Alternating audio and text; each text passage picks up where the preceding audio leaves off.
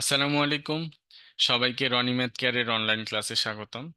আজকে আমরা আলোচনা করব ষান্মাসিক সামষ্টিক মূল্যায়ন 2024 সপ্তম শ্রেণী গণিত, যা যা পড়া লাগবে সেগুলো নিয়ে। সপ্তম শ্রেণী গণিতে প্রথম অধ্যায় আছে সূচকের গল্প। এই অধ্যায় থেকে আমাদের পড়তে হবে পৃষ্ঠা 24-এর একক কাজ ডায়াগ্রামে লুকানো নাম্বার খুঁজে বের করো, এবং পৃষ্ঠা 28-এর অনুশীলনীর 1, 2 এবং 3 নম্বর প্রশ্ন। তাহলে সূচকের গল্প অধ্যায় থেকে আমাদের পড়তে হবে পৃষ্ঠা 24 এবং পৃষ্ঠা 28-এর এই কাজগুলো আমাদের পড়তে হবে। অধ্যায় 2 বীজগাণিতিক রাশির সূচক অধ্যায়ে যা যা পড়া লাগবে: পৃষ্ঠা 49 এবং 50-এর একক কাজ 1 থেকে 7টা একক কাজ আছে, দুইটা পৃষ্ঠা মিলে। পৃষ্ঠা 53-এর একক কাজ কোন সংখ্যার একক স্থানীয় অঙ্ক কত হলে সংখ্যাটি বর্গ সংখ্যা হতে পারে, এটা একটা। এবং 5টি সংখ্যা লেখো যার একক স্থানের অঙ্ক দেখেই তা বর্গ সংখ্যা নয় বলে সিদ্ধান্ত নেওয়া যায়, চিত্র এঁকে বর্গ নির্ণয়। এই 53 পৃষ্ঠার এই দুইটা কাজ করতে হবে। 54 পৃষ্ঠার একক কাজ হলো চিত্র এঁকে বর্গ নির্ণয়।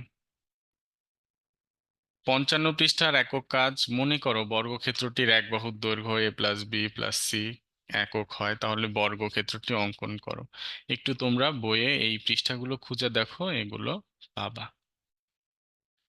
তারপরে আমাদের যে অধ্যায়টা আছে ভগ্নাংশের গসাগু ও লসাগু, এই অধ্যায় থেকে আমাদের পড়তে হবে পৃষ্ঠা 60, 65 এবং 70-এর একক কাজ 10টি গুণনীয়ক নির্ণয় ও উপস্থাপন। 61 পৃষ্ঠার একক কাজে কোন ভগ্নাংশটি বড় নির্ণয় এবং উপস্থাপন। এই যে এখানে কি করতে হবে, গ্রিডের সাহায্যে দুইটা ভগ্নাংশ দেওয়া থাকবে, ভগ্নাংশের মধ্যে কোনটি বড় সেটা নির্ণয় করতে হবে। পৃষ্ঠা 70-এর একক কাজ ছক 3.11-এর অনুরূপ সমাধান করতে হবে। একটা সমস্যা দেওয়া থাকবে, ওটার অনুরূপে সমাধান করতে হবে। তারপরের অধ্যায়ের নাম অনুপাত সমানুপাত। এই অধ্যায় থেকে আমাদের যা যা পড়া লাগবে: 92 পৃষ্ঠার ছবি মাপার দলগত কাজ। এবার তোমরা তোমাদের দালান বা কাঠামোর একটি ছবি নিয়ে সেটির প্রস্থ ও উচ্চতা মাপো এবং ছকে লিখো। এটা দলগত কাজ, সবাই মনে রাখবা। পৃষ্ঠা 99-এর দলগত কাজ আরেকটা আছে, মাঝারি বা ছোট আকারের গাড়িতে এবং আন্তর্জাতিক বা দ্বিপাক্ষিক বৈঠকে ব্যবহারের জন্য নির্দিষ্ট মাপের একটি জাতীয় পতাকা তৈরি করো। 102 পৃষ্ঠার একক কাজ আছে একটি ক্রমিক সমানুপাতের প্রথম ও তৃতীয় রাশি যথাক্রমে 4 ও 16 হলে এর মধ্য সমানুপাতি ও ক্রমিক সমানুপাত নির্ণয় করো। 102 পৃষ্ঠার নিচের দিকে আছে, এটা একটু দেখবা খেয়াল করে সবাই। তারপরে আমাদের আছে শেষ অধ্যায়, এটা আকৃতি দিয়ে চেনা যায়।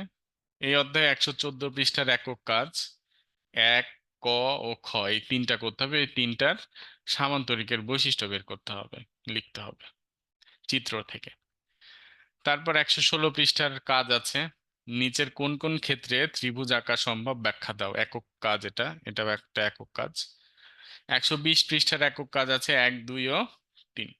তাহলে আমাদের ক্লাস 7-এ